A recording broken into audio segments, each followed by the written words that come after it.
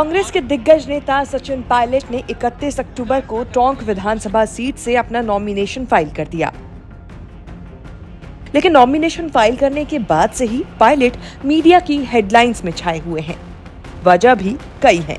एक, nomination file करने से पहले सड़क पर उतरे उनके समर्थक, जिनका हुजूम सड़कों पर दूर दूर तक नजर आया। दूसरा, राहुल गांधी और खरगे की हिदायत पर दिया उनका बयान। तीसरा, पत्नी सारा से तलाक की खबर को लेकर। और चौथा, 5 साल में अपनी संपत्ति दोगुनी होने को लेकर। सबसे पहले बात पायलट की रैली की, जहां उनके समर्थकों की भारी संख्या नजर आई। खुशी से झूमते हुए पायलट के समर्थकों को इस बार उम्मीद है कि उनका नेता चुनाव जीतने के बाद इस बार सीएम की गद्दी पर बैठेगा। हालांकि जब पायलट से ये सवाल पूछा गया कि इस बार सीएम की कुर्सी तक कौन पहुंच सकता है, इस पर सचिन ने बड़ा नपा तुला सा जवाब दिया। इसमें देखने की बात क्या हो तो उनका निर्णय बीजेपी का, हमारी पार्टी ने कभी ऐसा ट्रेडिशन भी नहीं रही है।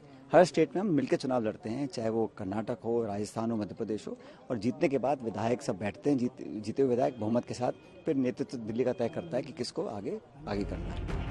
इसी के साथ केंद्र सरकार पर ईडी और सीबीआई के छापों को लेकर भी जमकर निशाना साधा। उनके इसी बातचीत के दौरान जब पायलट से पूछा गया गहलोत और उनके बीच चले आ रहे 5 साल पुराने विवाद को लेकर, तो इस पर पायलट ने साफ कह दिया कि वो गिले शिकवे भूलकर राहुल गांधी और कांग्रेस अध्यक्ष मल्लिकार्जुन खरगे की हिदायत पर आगे बढ़ चुके हैं और माफ कर चुके हैं।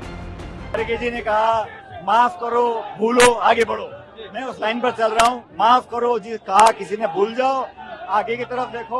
और मैं तो अपने सपनों के लिए जिम्मेदार हूँ। कोई और क्या बोलता है ये बहुत महत्वपूर्ण नहीं है। हमें तो पार्टी को जिताना है, सरकार बनानी है, ताकि 2024 में इंडिया की सरकार बने, कांग्रेस की सरकार बने और बीजेपी को चुनाव हरा पाए। इसके अलावा पायलट के नॉमिनेशन से एक और चौंकाने वाला खुलासा हुआ है।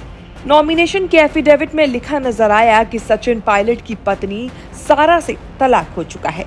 एफिडेविट में उन्होंने पत्नी के नाम के आगे डाइवोर्स लिखा हुआ है। सचिन पायलट और सारा के बीच तलाक हो जाने की ये खबर पहली बार सामने आई है। सचिन पायलट के 2 बेटे हैं। पायलट ने जम्मू कश्मीर के पूर्व सीएम फारूक अब्दुल्ला की बेटी सारा अब्दुल्ला से लव मैरिज की थी। इन्हीं सब बातों को लेकर फिलहाल सचिन पायलट हेडलाइंस में बने हुए हैं।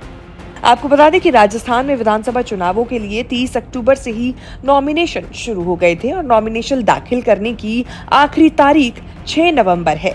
7 नवंबर को नॉमिनेशन की स्क्रूटनी की जाएगी और 9 नवंबर तक कैंडिडेट्स अपना नाम वापस लेना चाहें तो वो ले सकते हैं। बता दें कि राजस्थान में 25 नवंबर को एक चरण में मतदान होने हैं, जिसके नतीजे 3 दिसंबर को सामने आएंगे।